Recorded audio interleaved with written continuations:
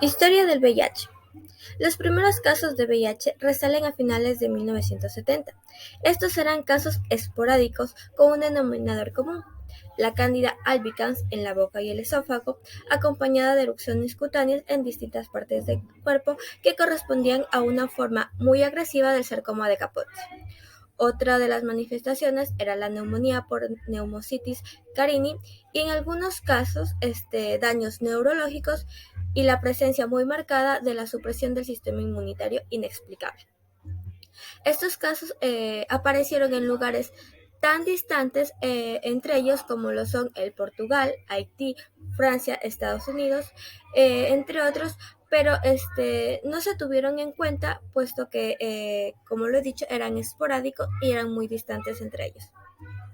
No fue hasta el 5 de junio de 1981 la primera vez que se habló oficialmente de la enfermedad, cuando Gotay, Shigel y Masuri de la Facultad de Medicina de la Universidad de California publicaron en el reporte semanal de morbilidad y mortalidad del Centro de Control de Enfermedades de Atlanta el informe de 5 casos de jóvenes homosexuales estudiados en 3 hospitales diferentes de Los Ángeles. Estos presentaban un caso de neumonía por Pneumocystis carini y el sistema inmunológico de estos jóvenes estaba debilitado o casi había desaparecido, y no había ninguna razón que lo justifique.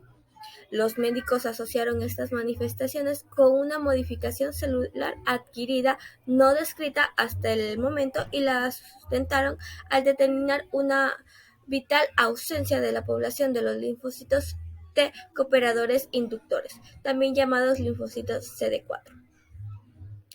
En el 24 de septiembre de 1982, durante un encuentro de la Food and Drug Administration, o FDA, sobre productos de sangre, Bruce Boller, es el ex director de la National Drug Task Force, propuso denominar a la nueva patología SIDA, es decir, el síndrome de la inmunodeficiencia adquirida. Yeah. En la historia del VIH o SIDA existieron diferentes teorías. Desde los primeros casos diagnosticados en el año de 1981 en Estados Unidos, se han especulado diversas teorías de cuándo, cómo, dónde y por qué se originó este virus. Una de las primeras teorías conspiradoras hablaba sobre un accidente biológico o de un complot armamentístico durante la Guerra Fría. El ámbito religioso también se pronunció al respecto y consideró al SIDA como un castigo de Dios por el pecado de la homosexualidad. Otro posible agente causal fue el nitrilodialino por sus propiedades inmunosupresoras. No fue hasta 1920 que una investigación situó el origen de la pandemia en Kinshasa, actual capital de la República del Congo. Esta investigación situó el origen del VIH en Kinshasa, y luego esta se expandiría al mundo aproximadamente a partir de los años 60.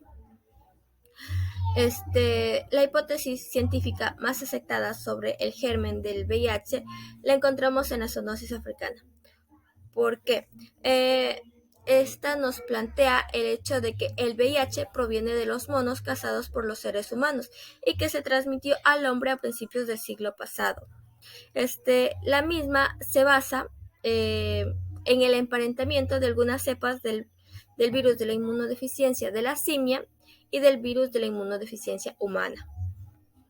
Las cepas del VIH-1 son parecidas a las del VIS del chimpancé, con una homología de la secuencia de alrededor del 84%, mientras que el VIH-2 está emparentado con el VIS del Somot Mangabeit y el VIS del macaco, con una homología del 82 al 89% y del 82 al 86% respectivamente.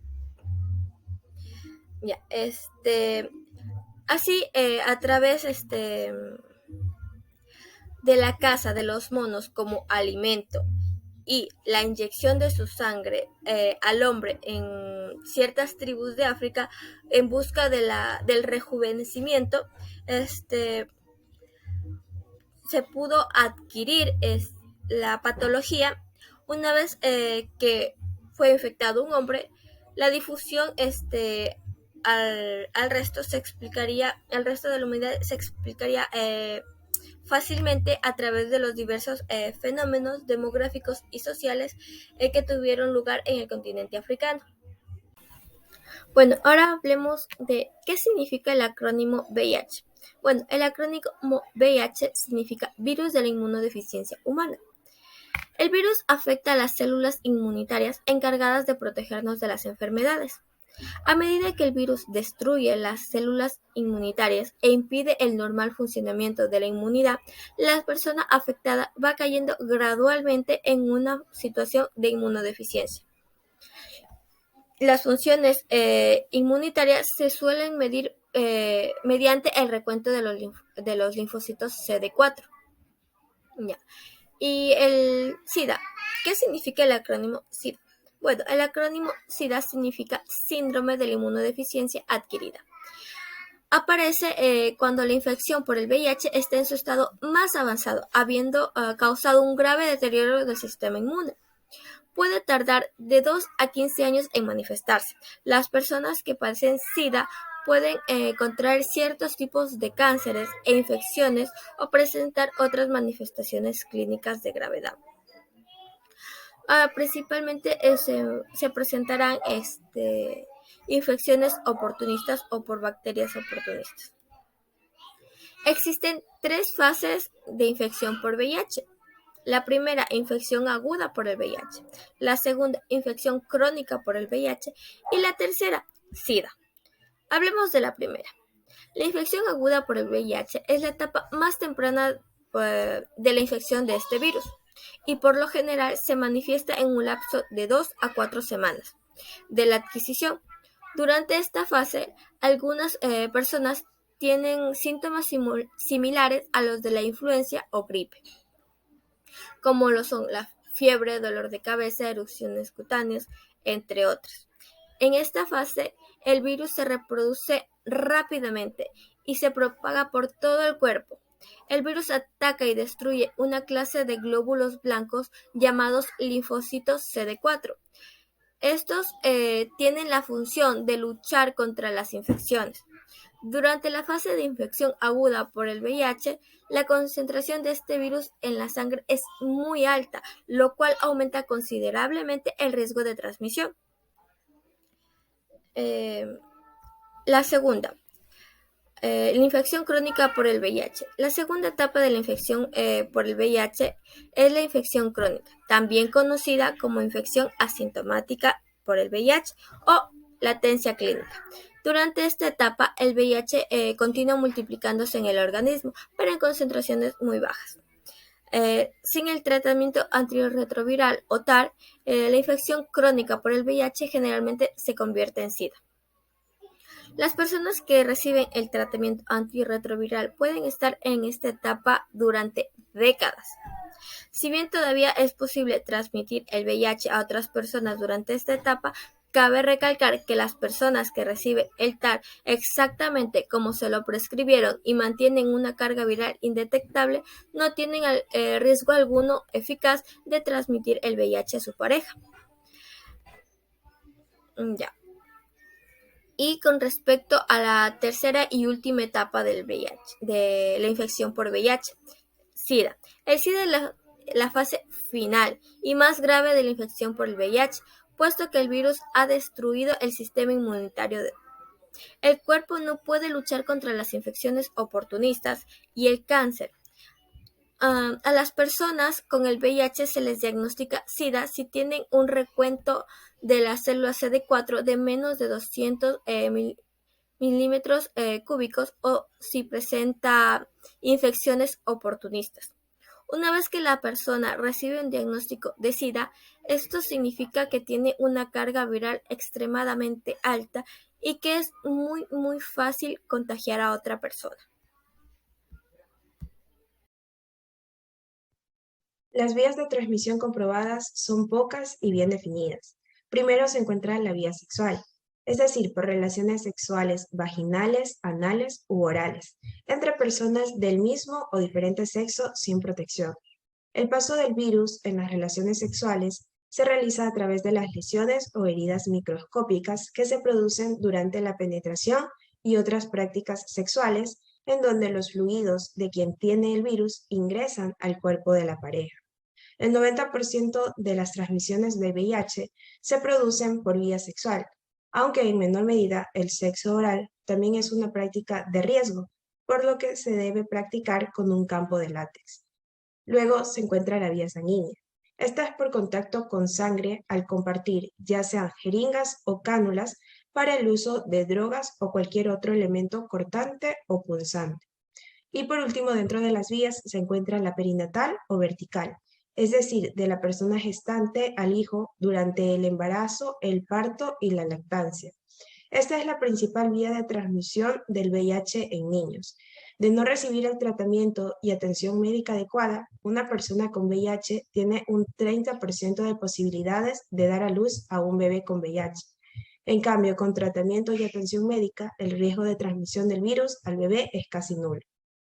Dentro de los factores de riesgo se incluyen una carga viral alta, coito receptivo anal o vaginal sin preservativo, múltiples parejas sexuales, pareja de estatus serológico desconocido, sexo bajo influencia de drogas recreacionales, infecciones de transmisión sexual, ausencia de circuncisión y determinados tipos de antígenos leucocitarios humanos. Para hablar acerca de la prevención, es necesario tener en cuenta las vías de transmisión ya antes mencionadas. En cuanto a la vía sexual, esta se previene con el uso del preservativo de manera correcta y consistente, es decir, durante toda la relación sexual, ya sea vaginal, anal u oral. Cualquier otro método anticonceptivo no previene el VIH. Luego está la vía sanguínea. Esta se previene evitando el contacto con sangre. Para eso es necesario no intercambiar o compartir agujas ni jeringas. En el caso de que se consuman drogas de manera inyectable, usar una nueva jeringa cada vez. También se sugiere controlar que todo procedimiento que incluya algún corte o punción sea realizado con material descartable o esterilizado, como en el caso del dentista, tatuajes o prácticas médicas. Y por último, la vía perinatal o vertical. Esta se previene controlando los embarazos. Se recomienda que toda mujer embarazada se realice el análisis de VIH durante el primer trimestre. Si el resultado es positivo, se debe comenzar el tratamiento, seguir las indicaciones médicas y suspender la lactancia materna. Así, las posibilidades de transmitir el virus al bebé son casi nulas. Es recomendable que la pareja también se realice el test y en el caso que sea positivo usen preservativo para evitar la infección de la persona embarazada y su posterior transmisión al bebé. En cuanto a la epidemiología, los primeros casos de VIH en el Ecuador fueron detectados en 1984.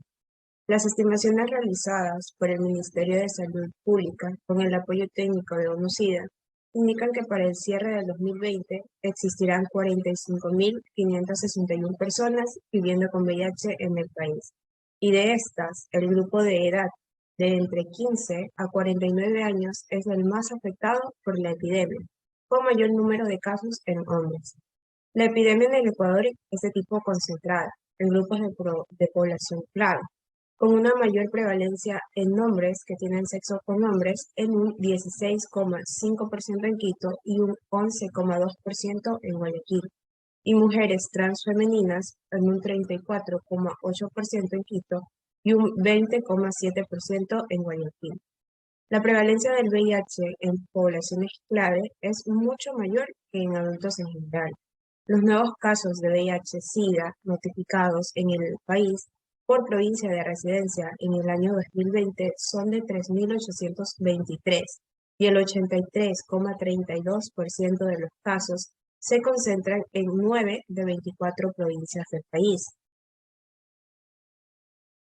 En la provincia del Guayas se presenta la mayor cantidad de casos nuevos, con el 31,68%, seguido por Pichincha con el 16,51%, Manabí con el 5,99%, Santo Domingo con el 5,86%, El Oro con el 5,75%, Los Ríos con el 5,34%, Azuay con el 5,28%, Esmeraldas con el 3,77% y Tungurahua con el 3,14%.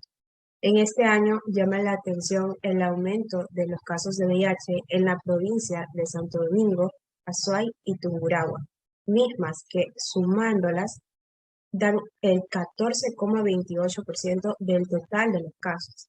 Se notificaron 3.823 casos nuevos de VIH-Sida.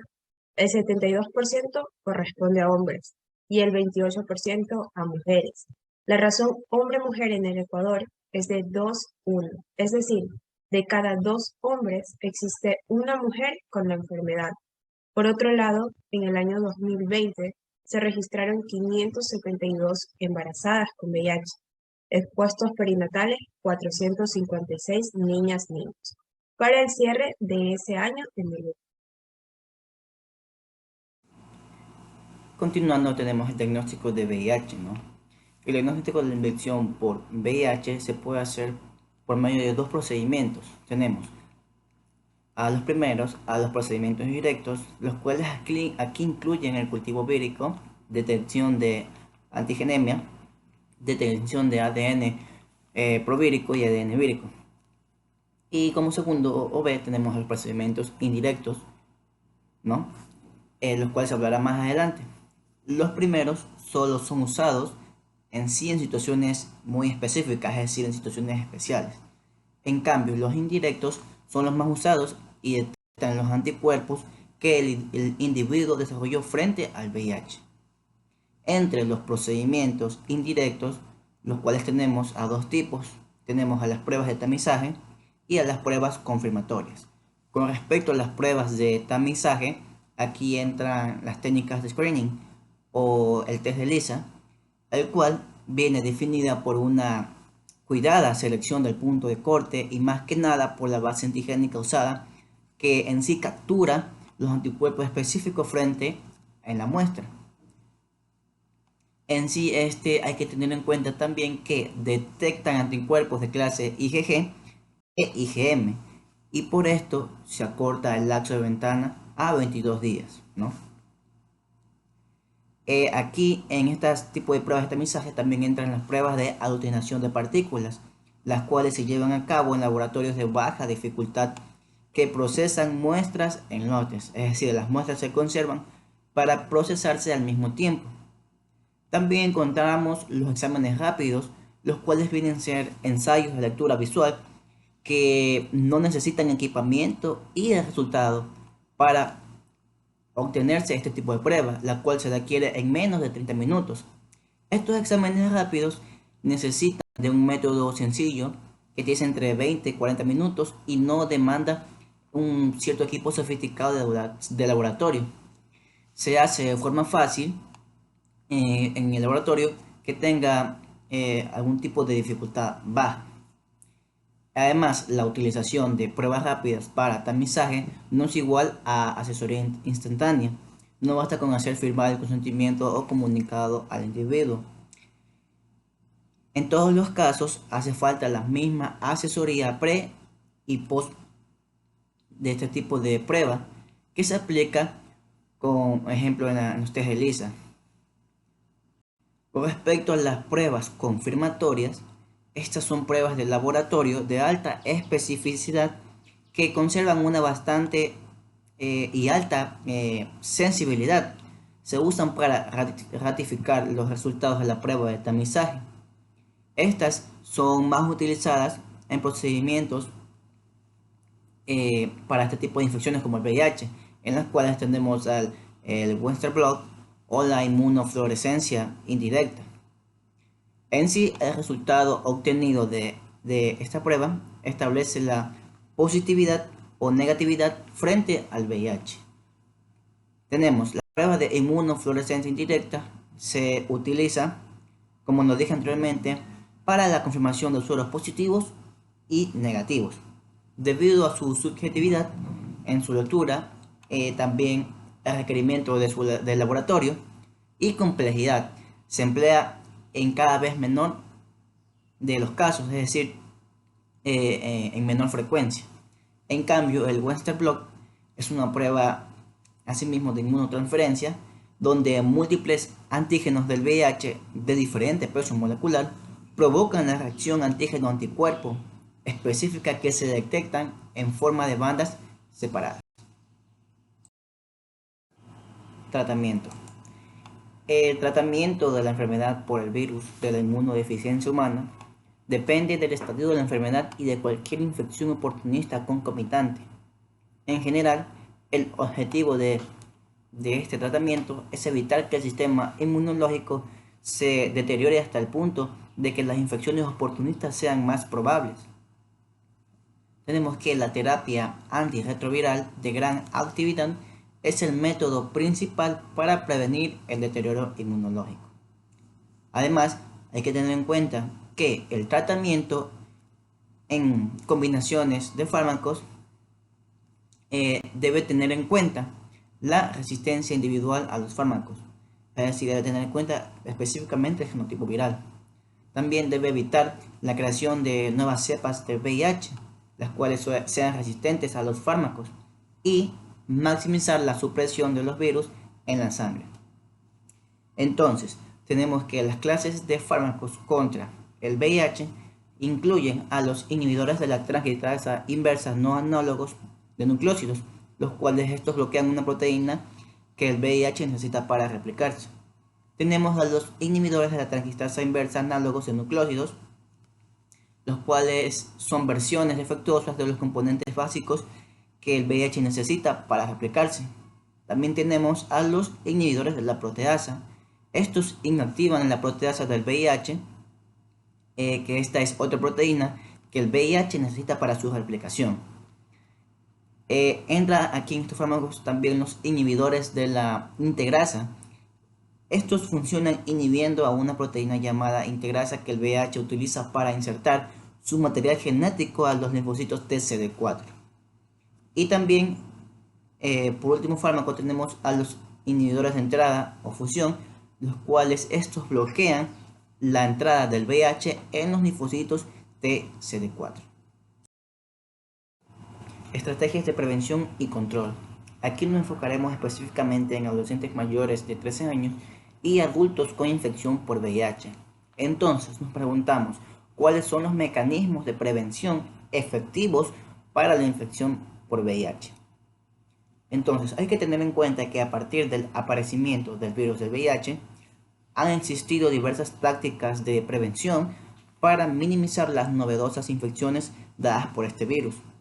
En el año 2015, ONU-SIDA en sí ingresó, o por decirlo así, metió su campaña de acción apresurada para la prevención combinada, que incluye una secuencia de intervenciones biomédicas de comportamiento estructurales para la sociedad, a partir del entorno personal hasta el grado comunitario. Entre estas intervenciones se integran repartición de preservativos masculinos, femeninos y lubricantes a base de agua. También la circuncisión varonil voluntaria. Algo muy importante también, el inicio inmediato de la terapia antirretroviral, tamizaje mundial del VIH, profilaxis previa y post a la exposición de este tipo de infección, prevención de la transmisión materno-infantil, ingreso a servicios de atención de infecciones de transmisión sexual y cumplimiento de reglas universales de bioseguridad. Entonces, mencionamos que el propósito primario de este compromiso es la reducción de novedosas infecciones por el VIH en todo el mundo a menos de 500.000 casos en el 2020, como un paso para reducir el efecto de la epidemia del virus hasta próximamente el 2030. Esta ambiciosa meta solo se va a poder conseguir si es que las naciones integran un renovado compromiso en los programas de prevención del VIH, lo que necesita que se asegure la provisión de fondos para eso y se receta la contestación nacional. Con respecto a las estrategias de prevención en adultos mayores, los cuales estos presentan el VIH-Sida, hay que tener en cuenta que en este punto contraer y transmitir el VIH-Sida es un peligro real en cualquier fase de la vida de las personas.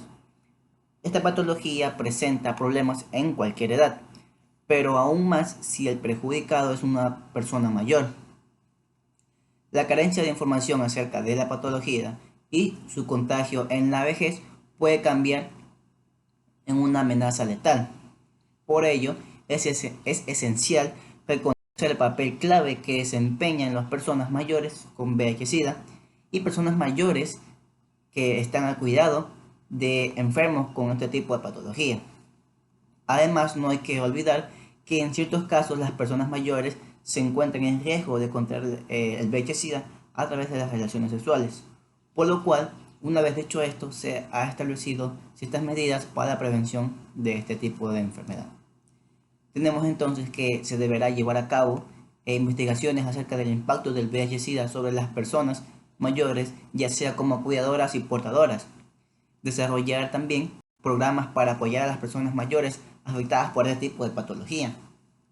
Además, también realizar campañas sobre el riesgo de contagio del VIH-Sida y sus consecuencias orientadas específicamente en las personas mayores.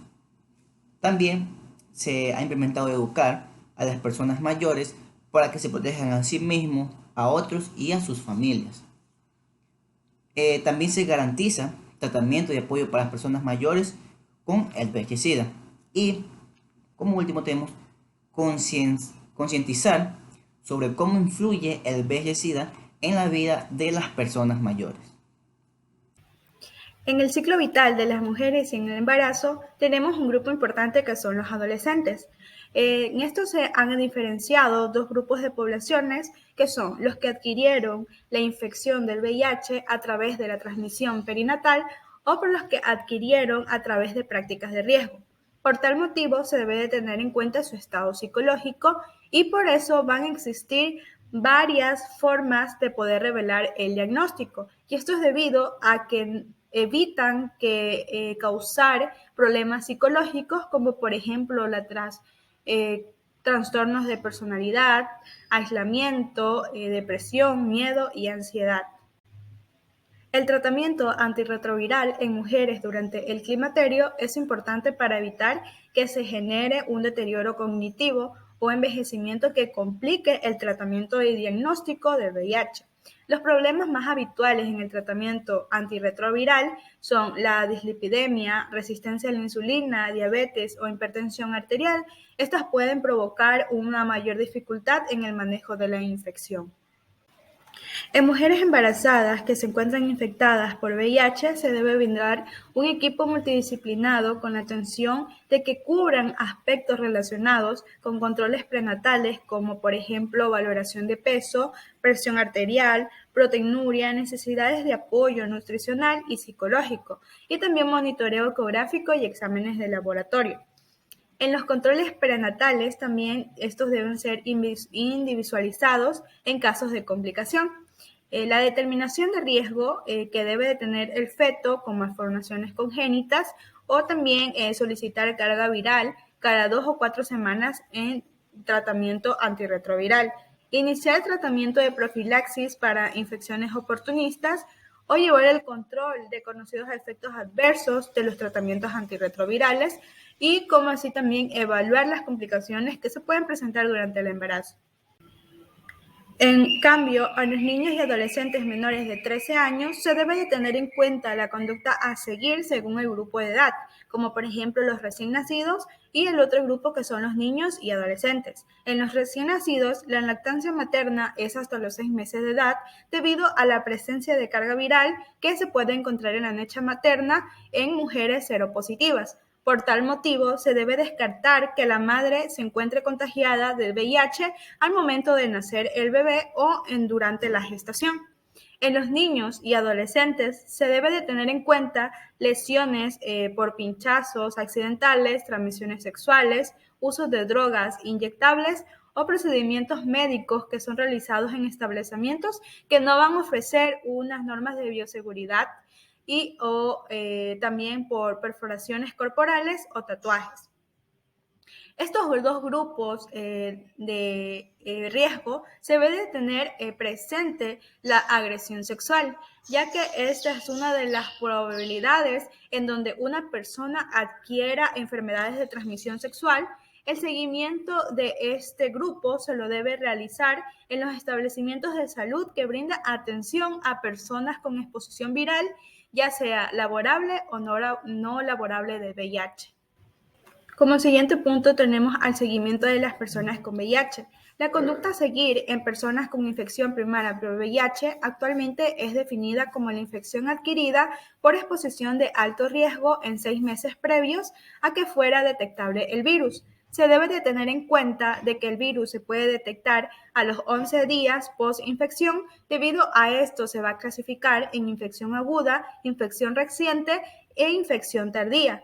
En la infección aguda, el virus del VIH es detectado mediante proteínas o ARN viral en ausencia de anticuerpos. En la infección reciente, el virus de VIH se detectan anticuerpos hasta los 6 meses después de la infección y por lo cual aquí en este grupo se determinaron a que se evalúe cómo evoluciona la infección. Tenemos a los progresores normales o típicos o a los no progresores a largo plazo.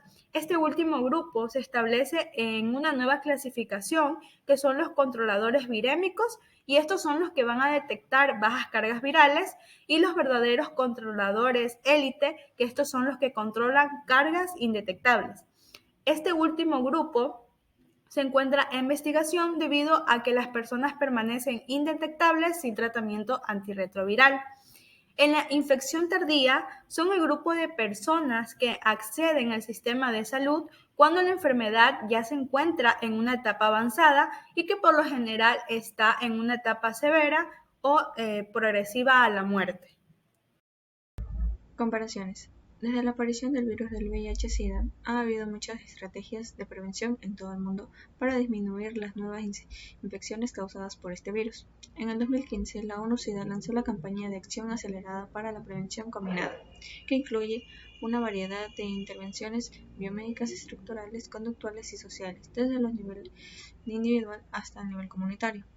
Según informes de monitoreo de las Naciones Unidas sobre el VIH-Sida, en el 2017, 940.000 personas murieron debido a esta enfermedad. 36.9 millones de estas personas en el mundo viven con la enfermedad del VIH-Sida. Entre las clasificaciones tenemos que 35.1 millones son los adultos y 1.8 millones en niños menores de 15 años. En este mismo año también se produjeron 1.8 millones de nuevas infecciones. En el 2017, el 80% de las mujeres embarazadas e infectadas por el VIH tienen acceso a terapia antirretroviral para prevenir la transmisión del VIH a sus hijos. En el Ecuador, las estimaciones relacionadas con el Ministerio de Salud Pública con el apoyo técnico de la ONU-SIDA indicó que hasta fines del 2017, 36.544 personas viven con la infección de VIH en el país. El gran grupo más afectado es entre la edad de 15 a 49 años, con gran prevalencia en hombres. En el 2017, el grupo de edad de 15 a 49 años se ha considerado una población sexualmente activa. Resultó en una tasa de prevalencia del 0,3, encontrándose por debajo del promedio de Latinoamérica de 0,5 en la aportación de la enfermedad de VIH-Sida. Por otro lado, la incidencia de VIH en el Ecuador en el 2017 es de 0,22 por cada 1.000 habitantes. En ese mismo año se informó que 433 casos de VIH entre mujeres embarazadas, mientras que en la primera mitad del 2018 se informaron 191 casos de mujeres embarazadas portadoras del virus. Entre las reflexiones, para el cumplimiento del Acuerdo Internacional con respecto a la epidemia del VIH-Sida en Ecuador, se planteó retos que permitan abordar estrategias frente al VIH de forma multidisciplinaria y corresponsable. Se trata de esfuerzos en conjunto con instituciones públicas, privadas y organizaciones de la sociedad civil, encargándose de la implementación de algoritmos de diagnóstico para mejorar la detección oportuna mediante pruebas rápidas, centrándose en grupos de alto riesgo y poblaciones claves, como el de las mujeres embarazadas, para prevenir la transmisión materno-infantil del VIH. Ante ello, el Ministerio de Salud Pública y la Estrategia Nacional de VIH han desplegado una respuesta integral y multisectorial a la epidemia mediante el desarrollo de varias acciones, como el acceso gratuito a los medicamentos, la promoción de la movilización social y comunitaria, la elaboración periódica de las guías nacionales, entre otros, bajo el enfoque de interculturalidad y equidad. Las estrategias propuestas por la ONU-SIDA han contribuido en las guías de manejo para pacientes con VIH.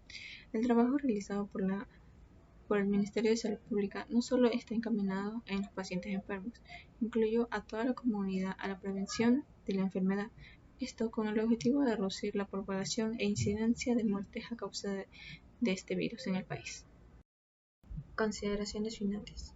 La infección por el VIH-Sida sigue siendo un problema de salud pública de primera instancia, ya sea por la magnitud y evolución de la enfermedad como por las consecuencias sanitarias, sociales y económicas.